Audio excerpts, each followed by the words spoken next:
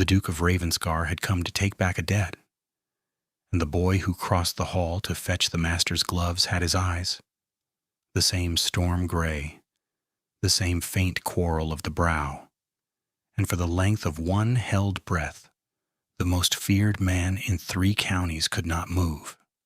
He had buried a woman in his mind for 5 years, told himself she had taken his ring and his name and run to a richer bed. And now here was a small hand reaching up for him in a stranger's kitchen. And by the end of this morning he would learn that everything he had grieved was a lie someone had built on purpose. Eleanor Voss had not heard the carriage. She was on her knees at the scullery hearth, with her sleeves pushed past her elbows and gray ash to the wrist, scrubbing a flagstone that would never come clean, and the first she knew of the master's important guest was the change in the house itself. Houses talk, if you have served in enough of them. She had served in 3. She knew the particular hush that ran ahead of rank, the upper servants stiffening at their posts, the cook breaking off mid-curse at the spit boy, Mrs. Pell, the housekeeper's keys, gone suddenly, silent on their chain. Nell sat back on her heels and listened to that silence move through the walls like cold water, and something in the marrow of her, some animal that had learned to be afraid, lifted its head before her mind had any reason to. She told herself it was nothing. Great men came to Harrogate Hall all winter. Her employer, Sir Hugh Pell, was forever trying to marry money or borrow it. A duke or an earl was only a larger purse with a colder voice. She wiped her hands on her apron, the frayed gray one she had patched twice that month, and she was reaching for the pail when she heard the boy. "Mama said to bring these to the gentleman," Toby said, somewhere above her in the passage, 5 years old and proud of an errand. "Mama said be quick and don't gawp." And then she heard nothing at all, which was worse than any sound, and Nell was on her feet and moving before she had decided to move, because there was only one reason a room full of talking men would go that silent, that fast, and it was that they had seen something they could not explain. She came up the service stair with her heart slamming and stopped in the mouth of the passage, and there, framed in the doorway between the back of the house and the front, with the cold, gray morning behind him and the candlelight of the hall before him, stood the man she had spent 5 years teaching herself not to dream about. He was taller than her memory had let him be. His dark hair was swept back the way it had always been, with the loose strand at the temple that no valet could ever quite command, and there was the scar through his eyebrow, pale as a thread, and there were the eyes. God help her, there were the eyes. And they were not on her at all. They were on the child.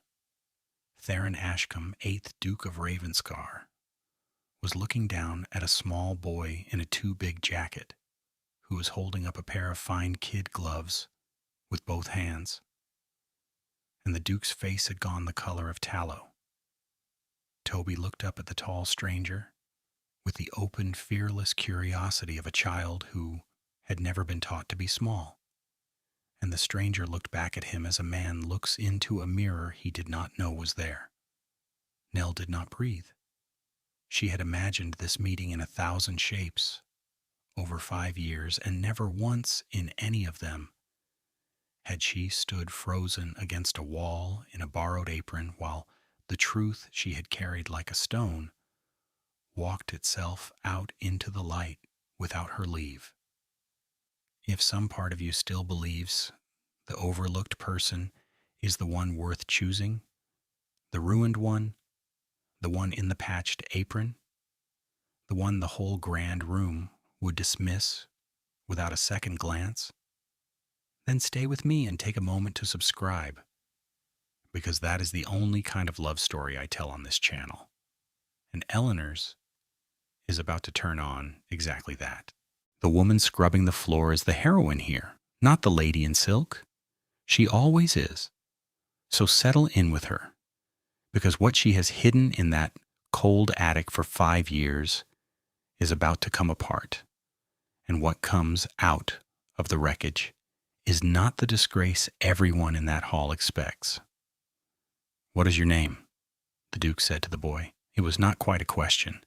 His voice was very low and very even, still water gathering its weight at the lip of a weir. "Toby, sir." The boy beamed. "Tobias. Mama calls me Toby when she's not cross." "And your mother?" Those gray eyes had not left the small face. "What does the world call your mother?" Before the child could answer, Nell stepped out of the shadow of the passage. "He's wanted in the kitchen, Your Grace," she said, and her voice came out steadier than she had any right to expect, which was its own small miracle. "Forgive him. He forgets himself." The Duke lifted his head and his gaze found her, and the whole grand cold house seemed to tilt on its foundations. For a moment neither of them said anything. 5 years stood up between them in that dim passage and filled it, wall to wall. She watched the recognition cross his face in stages, a slow gray dawn moving over a winter field.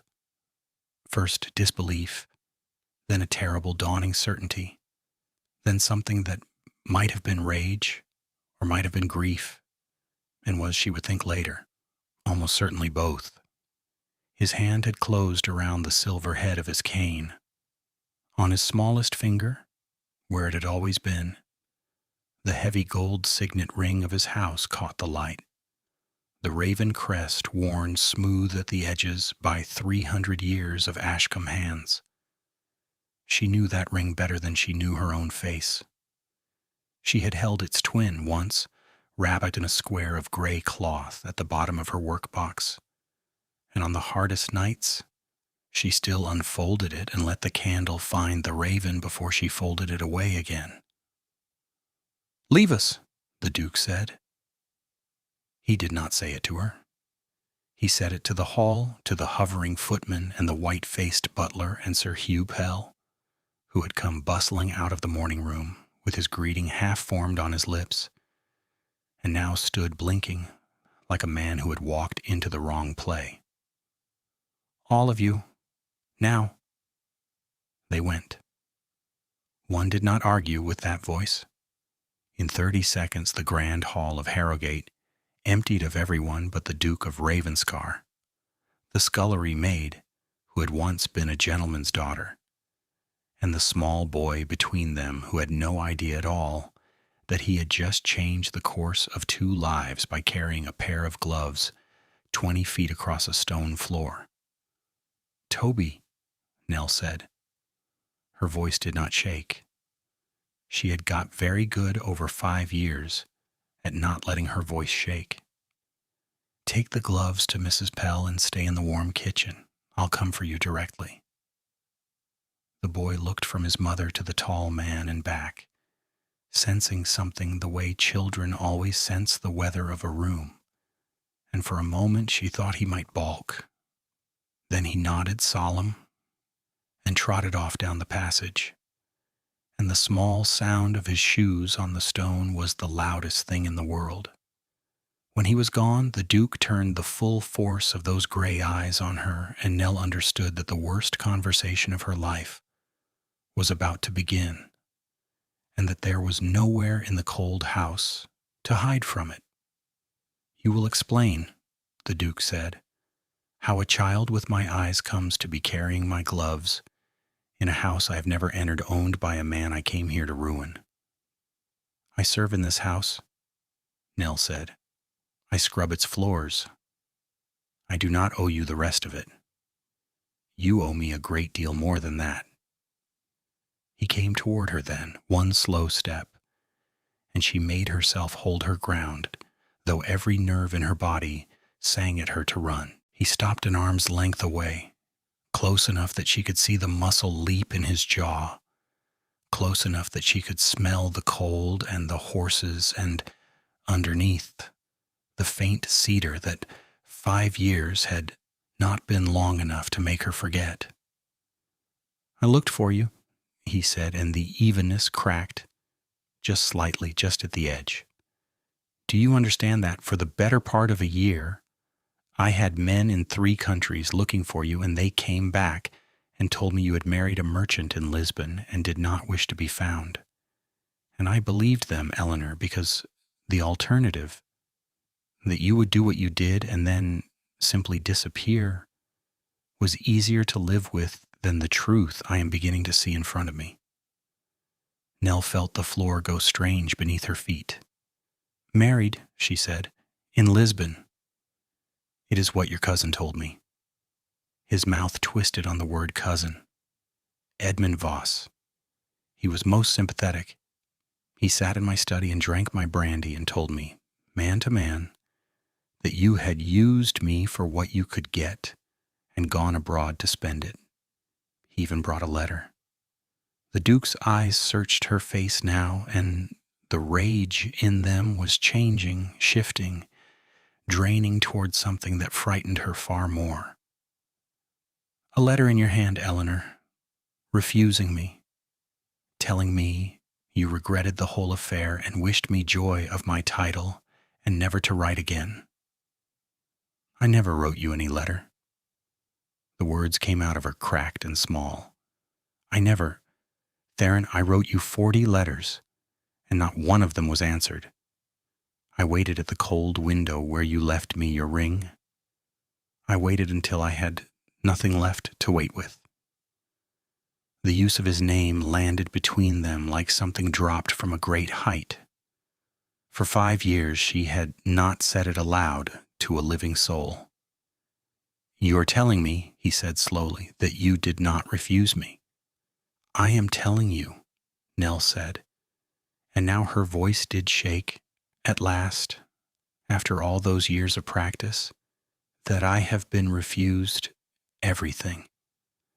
That I was put out of my cousin's house in the dead of a December night with one bag and the clothes on my back, and that I had a reason to keep myself alive through that winter that I have never named to anyone in 5 years. And that the reason is, at this moment in the kitchen of this house, drinking the cook's milk and showing off the gap where his tooth came out." She lifted her chin and let him see her eyes, wet and furious. "His name is Tobias. He is 5 years old. And you may do the arithmetic yourself, Your Grace, because I find I cannot say the rest of it out loud." The signet ring on his hand caught the light as his fingers spread against the head of the cane, and she watched the gold press white into his knuckles. The raven crest flattened against his own bone, and she watched the most feared man in 3 counties do the simplest sum of his life and arrive, at last, 5 years too late, at the answer she had carried alone. If you've made it this far into Eleanor's story, hit subscribe, because what happens next is the part I've been waiting to tell you. Tabitha Crew, the upper housemaid, would swear afterward that she had not meant to listen. Tabitha was a round, freckled, shrewd-eyed girl of 26 who missed nothing that happened within 40 feet of her. And she had been polishing the same brass stair rod for a quarter of an hour, and she had heard enough through the half-open passage door to understand that the cold, scullery maid she had always rather liked was not at all the person the household believed her to be. It was Tabitha who, when the Duke's voice had finally gone silent, slipped into the kitchen, knelt down by the boy, and said with the bluntness of her class, "Toby, love, how old are you exactly?" And it was Tabitha who carried the answer back up the passage in good faith, not knowing she was lighting the fuse on the whole house, calling out cheerfully that the lad had just turned 5 in the autumn, born the very month of the great frost, as Mrs. Pell had it from Nell herself. 5. Born the month of the great frost. Theron Ashcombe stood in the cold, grand hall of a house he had come to destroy, and felt the architecture of 5 years of grief rearrange itself around a single number, and understood, all at once, with the lurch of a man who has just stepped off a cliff in the dark, that he had not been jilted. He had been robbed. Someone had reached into his life and taken the woman and the son out of it and sold him forgery to fill the hole, and the someone had a name, and the name was Edmund Voss. And Edmund Voss had grown rich and comfortable on an inheritance that should, by every law of God and England, have gone to the woman standing in front of him in a patched gray apron with her hands raw from his floors. This was the thing she had hidden. This was the thing that came apart. And in the silence after the number 5, in the cold morning light of Harrogate Hall, the lie that 2 people had each been living, his that she had betrayed him, hers that he had abandoned her, collapsed at last into the truth that a third person had built it, board by board, and profited from it every day since. The Duke did not roar. Nell had braced for it, half expected the grand cold rage of his title to come down on the whole house, but instead he went very quiet, and quiet on Theron Ashcombe was a thing that emptied a room of air. He set the cane against the wall with a care that was somehow more frightening than violence. Then he looked at her for a long moment, and when he spoke, his voice had gone rough at the bottom, like a road broken up by frost. "He sat in my house," he said. "Edmund. He sat at my own table and he told me you were faithless, and he watched me believe it, and then he went home to your money and slept the sleep of an honest man." His jaw worked. "And the child was already born. He knew. The whole time he was lying to my face about Lisbon, there was a boy in the world with my blood and my eyes, and that man knew it. And he sold me the easier grief, because the easier grief left him your inheritance." "I didn't know about the letters," Nell said. "I swear it to you. I thought, Theron, you had decided the cost of me was too high. A duke and a ruined cousin with no portion. I thought you had counted it up like a sensible man and found me wanting, and I could not even hate you for it, because it was only what I had been taught to expect. You thought that of me. It was not an accusation. It was very nearly a wound." He had crossed the distance between them again without seeming to move, and now he was close enough that she had to tip her chin up to hold his eyes, and the old pull was there, the terrible gravity that had ruined her at 19, undimmed by 5 years, and a patched apron and the smell of lye. "After what I said to you at that window? After what I put into your hand?" "What you put into my hand," she said low. "I pawned in Southwark in the 3rd winter to buy the boy a doctor when the fever took him, and I bought it back the moment I had the coin, and I have gone hungry rather than let it go again."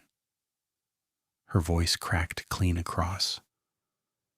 "Do not tell me what you put into my hand. I have kept your ring like a sacrament when I had nothing else to keep. I have unwrapped it in the dark of 100 nights and held it to a candle so that the boy would have one bright thing to look at while he fell asleep. And I never once told him whose it was. Because how does a mother tell a fatherless child that his father is a duke who thinks she is dead?" He closed his eyes. When he opened them, something had given way behind the gray, some breakwater that had held 5 years. "I am not dead," he said, "and neither, it seems, am I free of you. I never was." His hand lifted. She watched it lift, watched the signet ring climb the cold air between them. And for one suspended moment she thought he meant to touch her face, and she could not have said whether she would have turned into it or away. But he checked himself.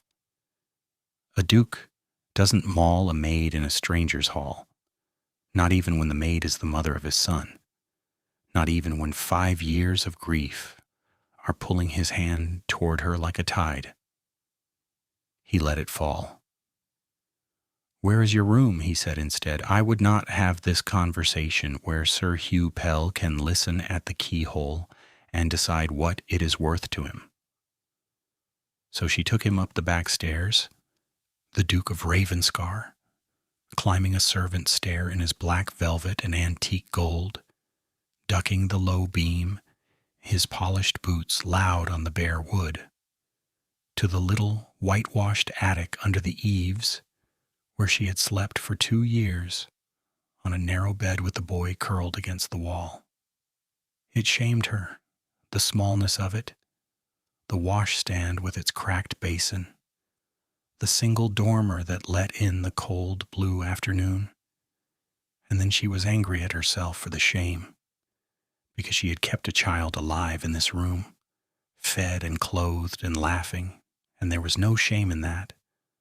There was only a kind of fierce and exhausted pride that had no audience until now. He stood in the middle of the little room and seemed to fill it to the rafters. He looked at the narrow bed. He looked at the one shelf where a tin soldier and a chipped wooden horse stood in a row beside a child's first attempts at letters. He looked at the square of gray cloth on the washstand, and Nell saw the exact moment he understood what it was, because his whole body changed, and he crossed to it and unfolded it with a gentleness she hadn't known those hard hands possessed, and there, on the gray cloth, lay the ring she had carried. The heroine's ring, the smaller one, his mother's, the one he had pressed into her palm by the cold palace window the night before everything broke, its raven worn nearly smooth by 5 years of a poor woman's thumb finding it in the dark. He stood with it in his hand, and he did not speak for a long time, and when at last he did, his voice was barely above the sound of the wind in the eaves. "I told you it would always be yours," he said. "I meant it as a promise. I have spent 5 years thinking you had made it a lie." He turned, and the rage was gone from him now, burned out entirely, and what was left was something raw and far harder to look at. "Eleanor, I am going to take you both out of this house, today." "You cannot," she said, though her heart leapt traitorously at it. "I have a place here. Whatever else it is honest, and it feeds him. I will not let you sweep us up like a man correcting an account. He is a person, Theron. He has a name and a bed and a tin soldier and a maid called Tabitha who slips him sugar. I will not let you make him a scandal and a settlement and a problem to be managed. I had rather scrub floors." "You think that is what I would make of him?" He said it slowly, testing the shape of her fear. "After today? After standing in that hall and watching my own face look up at me out of his?" "I do not know what you would make of him," she said, and this was the true thing, the thing underneath all the others, because I do not know you anymore. I knew a man for one summer when I was 19 and the whole world was a ballroom. I do not know the man who has spent 5 years believing I betrayed him. I do not know what that did to you. I have heard the stories, Your Grace. The whole North has heard the stories. The Duke who turned to ice. The Duke who broke an engagement at the altar 2 years ago and never gave a reason. The Duke no hostess dares cross. She held his eyes. "I will not give my son to a story. I will give him to a man if the man proves himself, and not before. Something moved across his face that she had never seen there in the golden summer of her ruin. Respect, perhaps, the first clean respect anyone had shown her in 5 years. And the Duke of Ravenscar, who commanded 3 counties and feared no living soul, inclined his dark head to a scullery maid in a borrowed apron as though she had said something that cost him and that he had decided to pay. "Then I will prove myself," he said. "I will not take him. I will not take you. I will stay." She thought she had misheard. Stay. "Sir Hugh Pell owes me £11,000, the Duke said, and for the first time something almost like grim humor touched the edge of his mouth. "I came here to call the debt and ruin him for sport, because ruining men I dislike has been, these 5 years, very nearly the only thing that has given me any pleasure at all. Instead, I find I have urgent reasons to remain his honored guest for as long as it suits me. He will not dare refuse the Duke who holds his paper. And while I am his guest, I will court the woman who scrubs his floors in the sight of his whole household, and let the world make of it what it will." His gray eyes did not waver. "I have been cold for 5 years, Eleanor. I am told I am very good at it. But I find I would rather be a fool in front of every servant in Yorkshire than spend one more day apart from the only thing I ever wanted that money could not buy.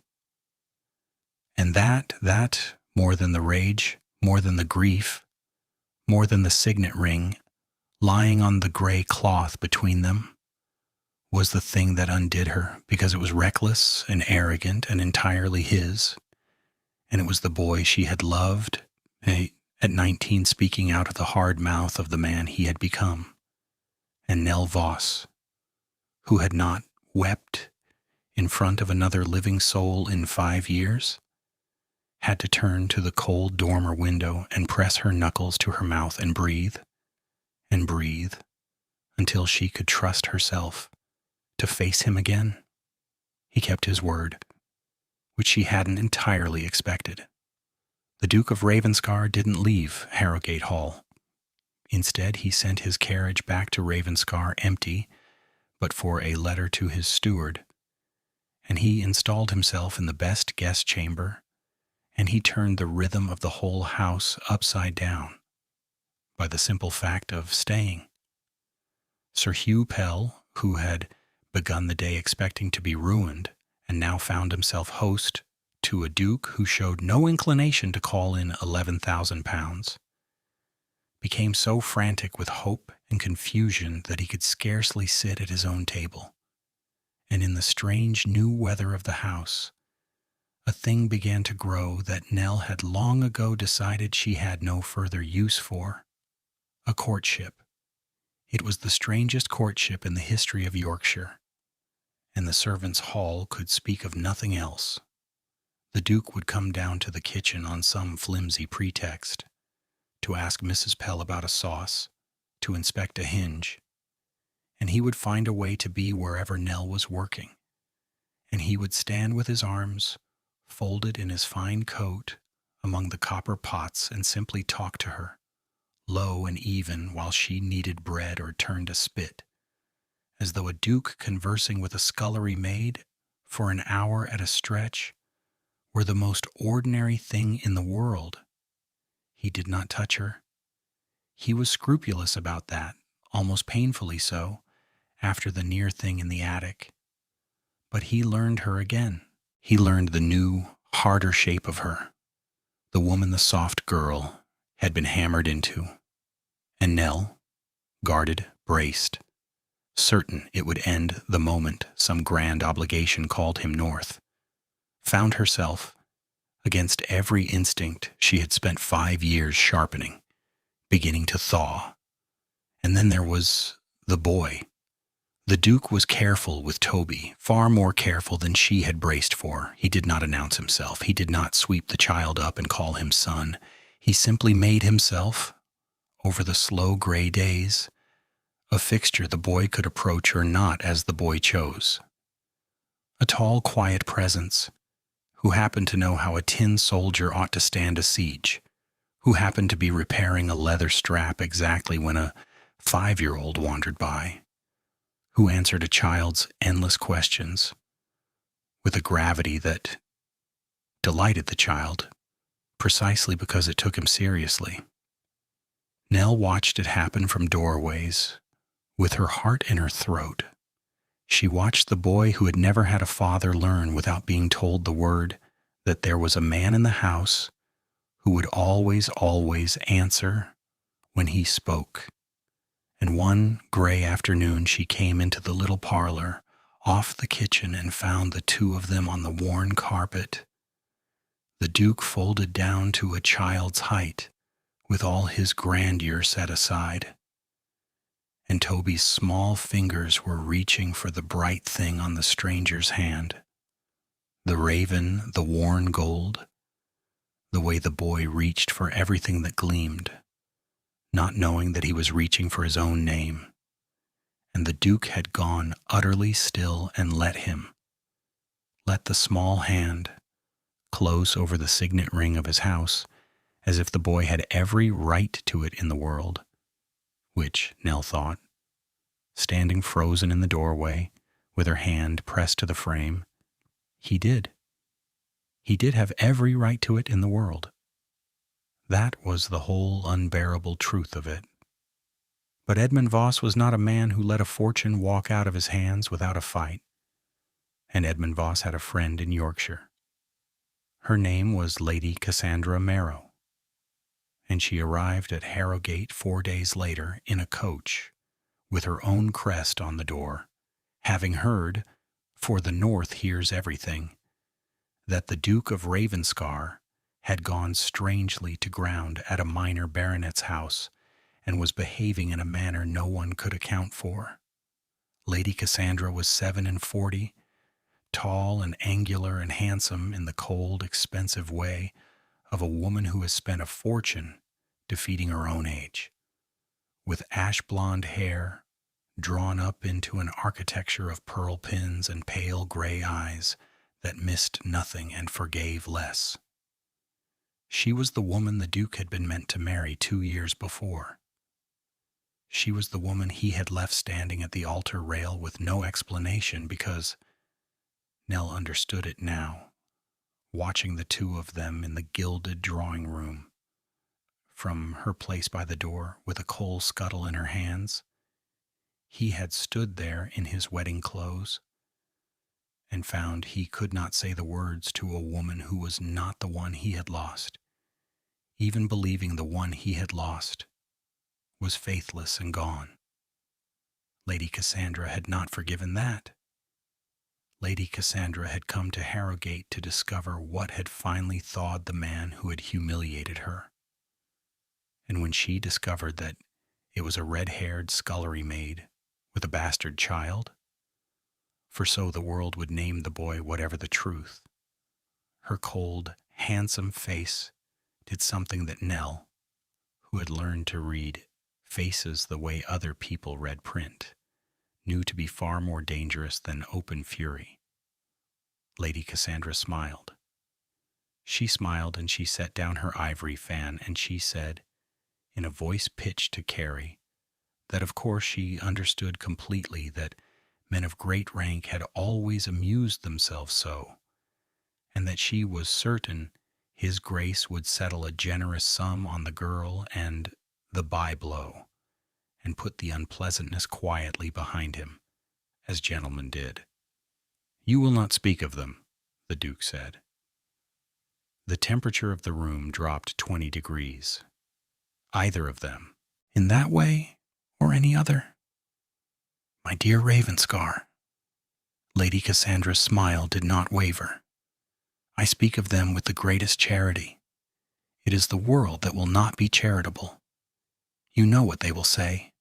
A duke and a maid, a child with no name, and a mother who cannot prove she ever had one." Her pale eyes slid, deliberate as a blade, to where Nell stood frozen by the door. What was she before the scrubbing? Can she even say? A gentleman's daughter, I am told she claims. How convenient and how impossible to prove, now that the gentleman is dead and the cousin who held her papers tells quite a different tale. And there it was, the cousin who held her papers. Lady Cassandra had not come alone in spirit. She had come as the forward edge of Edmund Voss's defense. And the shape of that defense was suddenly, sickeningly clear to Nell. They would not fight the resemblance, because the resemblance could not be fought. Anyone with eyes could see the boy was the Duke's. They would fight her. They would unmake Eleanor Voss the gentlewoman and leave only Nell the maid, a woman of no birth and no proof and no name, a schemer who had got herself a child by a duke and now reached above her station to be made a duchess. They would make the truth itself look like the lie. And the cruelest part, the part that kept her awake that night in the cold attic with the boy breathing softly against the wall, was that it might work, because she had spent 5 years burning her old self down to ash, precisely so that no one would ever connect the scullery maid to the ruined gentlewoman. And she had done the work so well that now, when she needed her old self most, there was almost nothing left to prove she had ever existed. Edmund Voss arrived 3 days after that.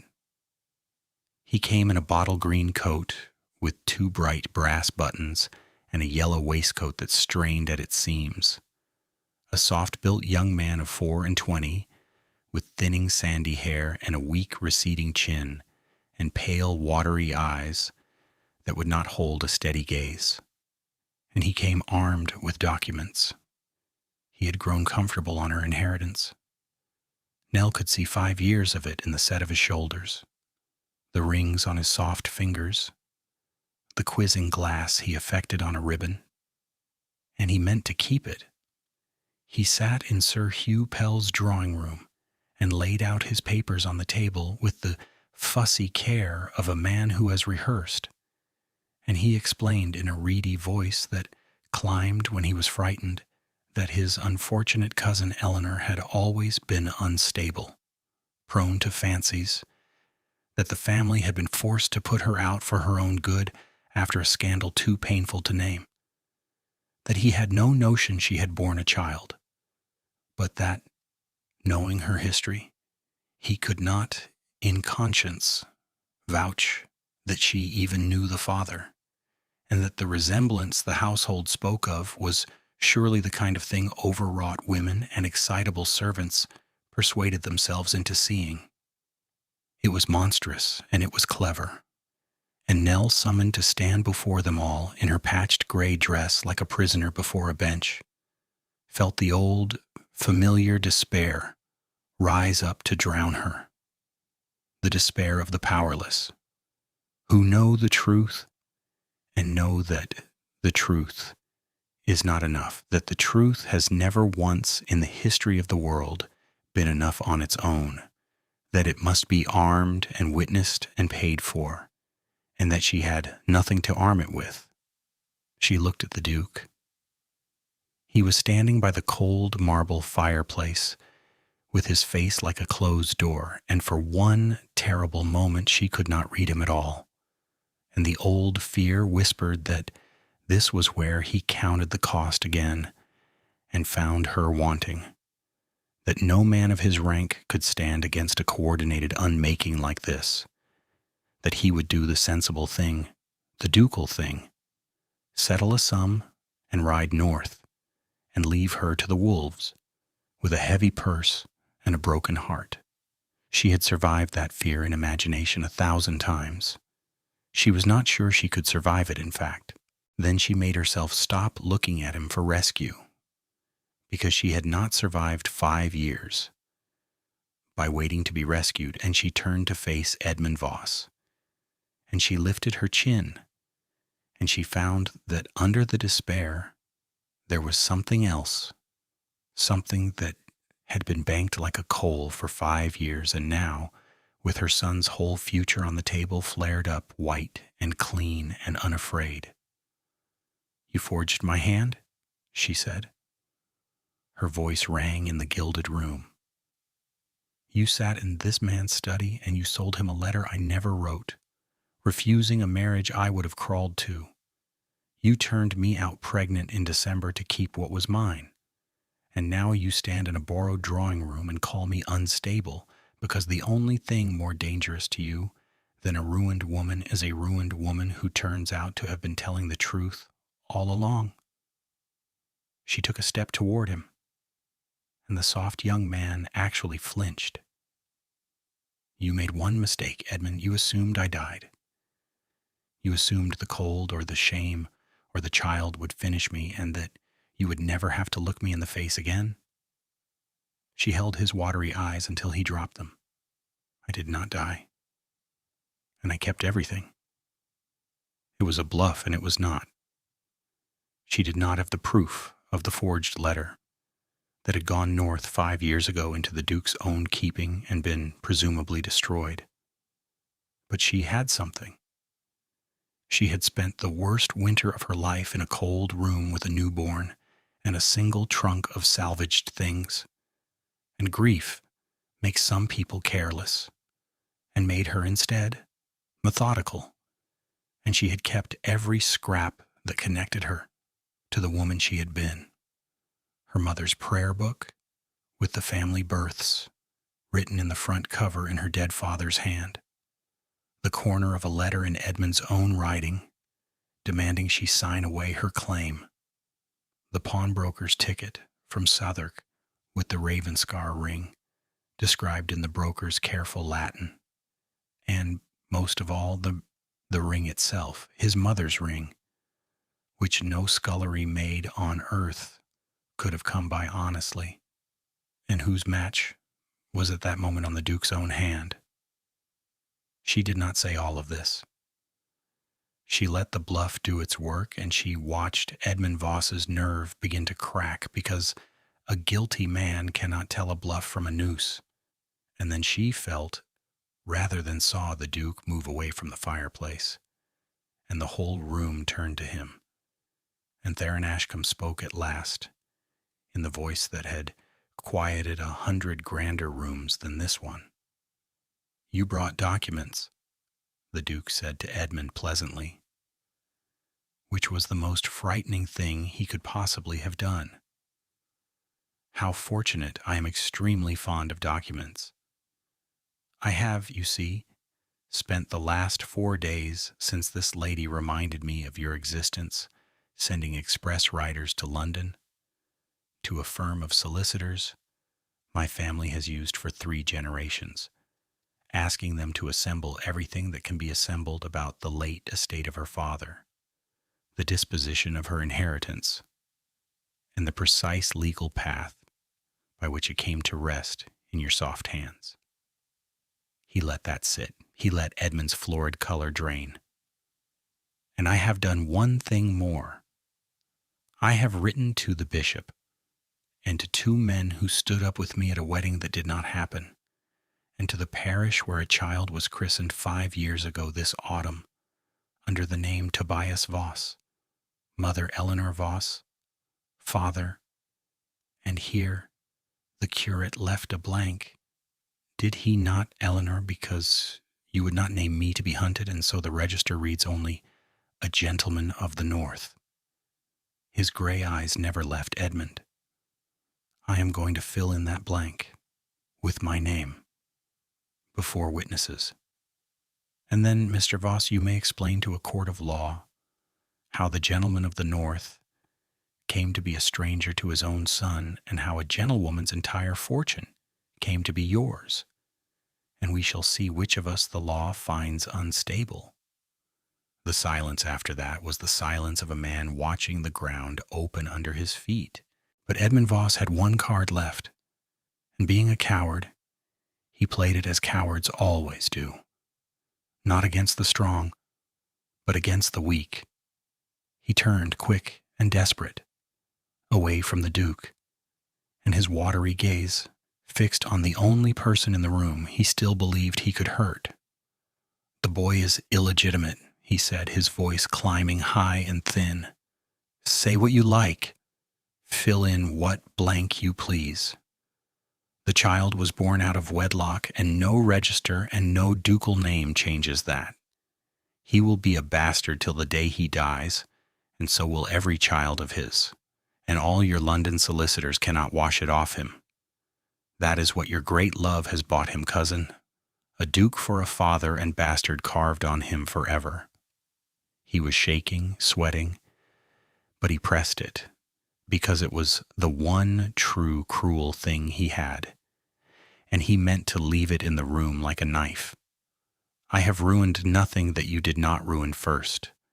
The night you let a duke into your bed and trusted him to keep a promise. You did this to him, not I." And that was the darkest hour, because it was the one accusation Nell had no answer for, the one that had crouched at the bottom of every sleepless night for 5 years, that whatever the forgery and whatever the theft, the boy was still base-born, and no power on earth could change the order in which the wedding and the child had come. And her sweet, fearless son would carry that mark through a world that punished it without mercy, and she had given it to him herself by loving a man above her station before a ring was on her hand. She felt the despair close over her head at last. She had been so fierce, and it had not been enough, because the cruelest thing was also the truest thing, and there was no document in any London office that could undo a date. But Theron Ashcombe began very quietly to laugh.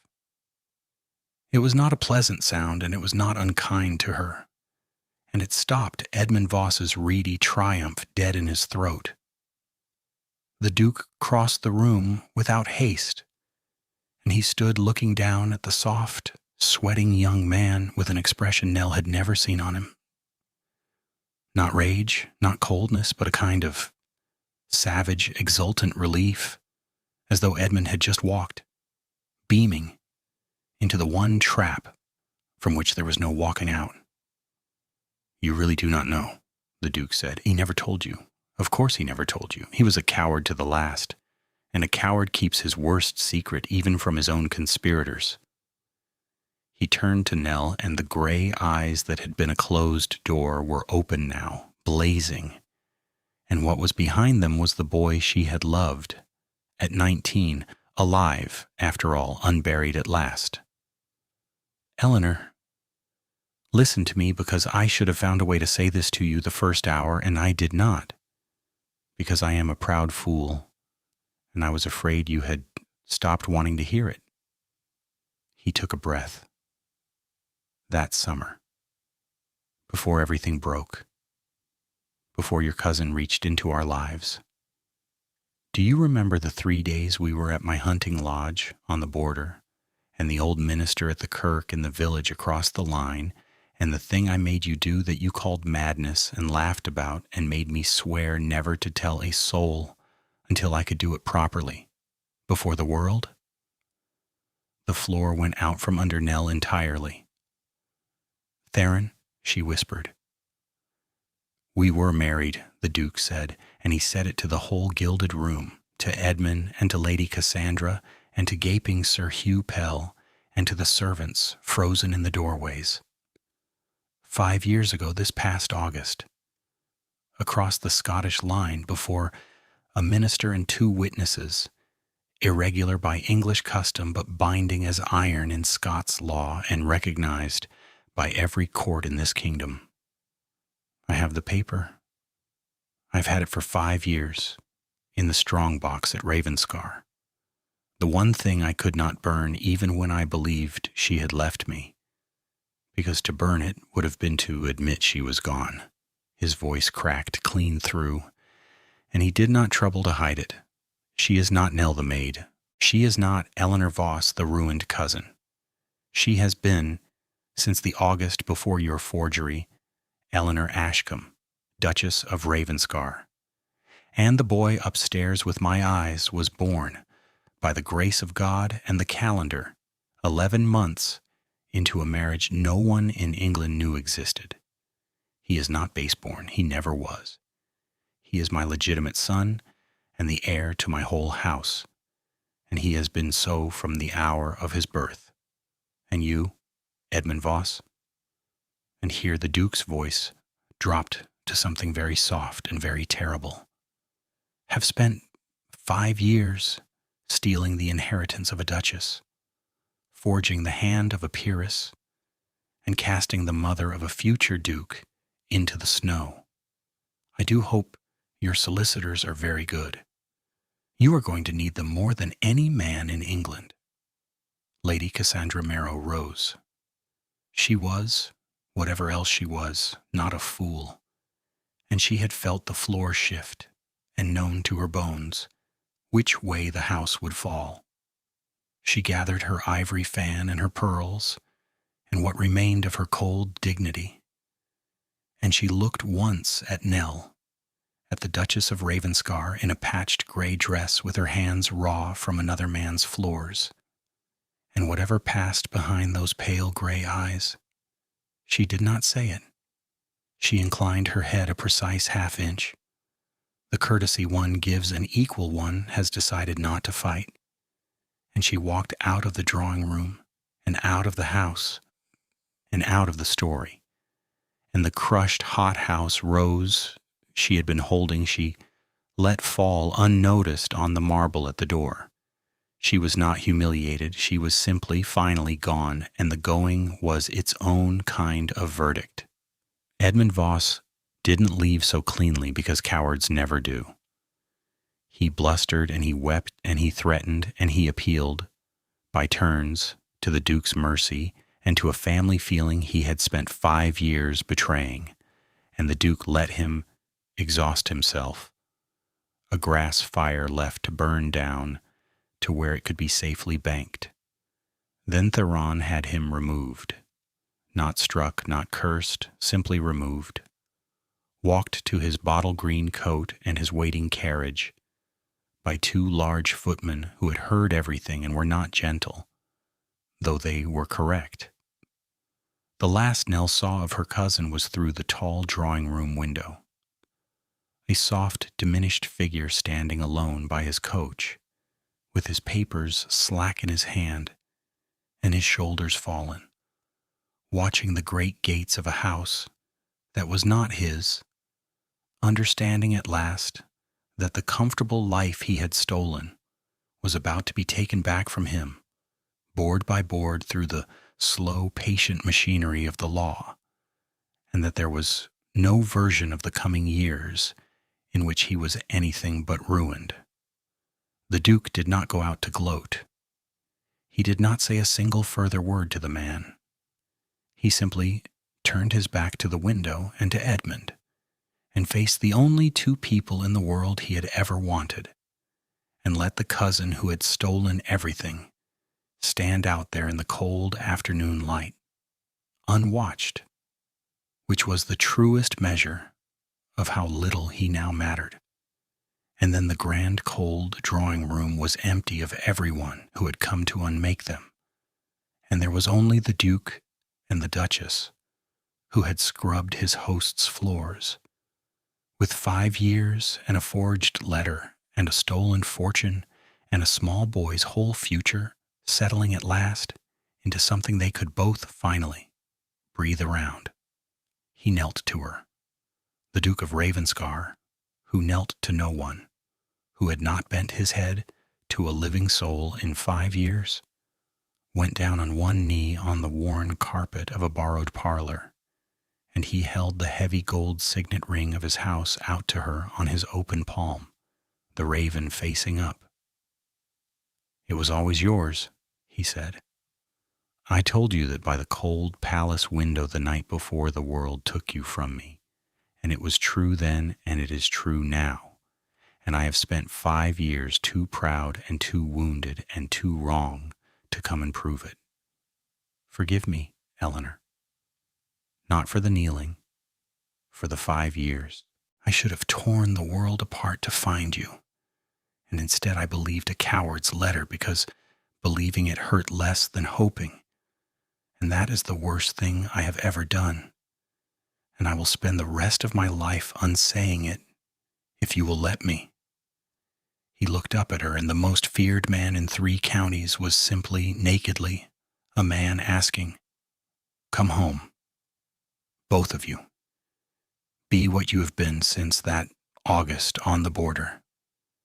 Let me fill in the blank in that register and stand the boy up before the whole peerage and dare a single soul to call him anything but my son and my heir. Marry me again properly in the sight of everyone, so that the world sees what the law already knows. Wear the ring where the candlelight can find it." Nell looked down at the worn gold raven on his palm, the twin of the one she had carried wrapped in gray cloth through 5 winters, and she thought of every night she had unfolded it in the dark for a fatherless child to fall asleep by, and she thought of how she had pawned it in Southwark to buy a fever doctor and bought it back hungry, and she thought of how the one bright thing in a poor woman's work box had turned out, all along, to be the whole truth, waiting to be believed. She reached down and she took his hand in both of hers, not the ring, the hand, and she drew him up off his knee, because she had not survived 5 years to have a duke kneel to her. She had survived them to stand beside one. There was never anything to forgive, she said, that loving you was the cause of, only that you let them tell you who I was, when you, of all people, had held me and ought to have known. Her eyes were streaming, and she let them. But you came back. You walked into a cold kitchen at the worst end of the worst 5 years of my life, and you saw your own face look up at you, and you did not run, and you did not pay me off, and you did not manage me like an account. You stayed. You knelt. That is the man I will give my son to." She closed his fingers gently back over the signet ring. "Put it on me yourself, and then come and meet your boy properly, because he's been asking me for 5 years what his father was like, and I have run out of ways to say I do not know." So he slid the ring onto her finger at last, too large for her, made for an Ashcombe man's hand, and neither of them cared. And the raven that had been a secret and an accusation and a grief became simply a wedding band. And Eleanor Ashcombe, Duchess of Ravenscar, leaned her forehead against her husband's and closed her eyes and breathed. And for the first time in 5 years, the breath went all the way down. They were married again in the spring, properly before the world, in the great candle-lit hall of Ravenscar, with the whole peerage of the North come to see the thing they had all heard, rumored, and half disbelieved.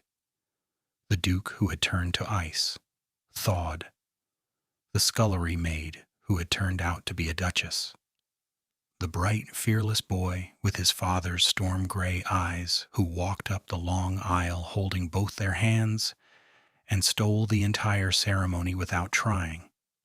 Tabitha Carew was there, weeping frankly into her good kerchief, having been plucked out of Harrowgate's service to be the young master's own nurse, because the Duchess did not forget who had knelt by a child and asked him his age in good faith and lit, all unknowing, the fuse that brought the truth into the light. The old minister from the kirk across the Scottish line was there, given the place of honor, the only living soul besides themselves who had known the secret for 5 years.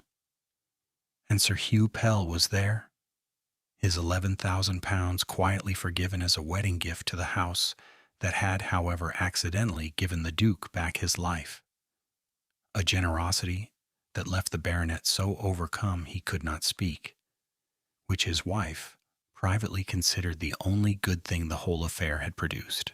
That evening, when the great hall had emptied of guests, and the candles had burned low, and the boy had finally fallen asleep in a proper nursery, under a proper Ashcombe crest, with Tabitha dozing in the chair beside him, the Duke found his Duchess standing at a tall window, in the deep crimson velvet gown she had been married in, looking out at the western sky, where the last violet of the day was going down behind the hills, and the first stars were coming out cold and clear over Ravenscar. She had taken the great signet ring off her finger, where it hung loose, and she was holding it in her open palm, turning it so the dying light and the first candle glow found the raven by turns, her thumb moving over the worn crest, the way it had moved on 1,000 poorer nights in a colder room. 5 years, she said softly, when she felt him come to stand behind her.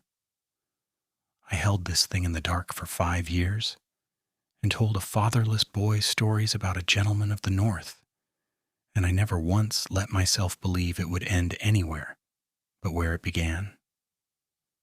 She closed her hand around the gold.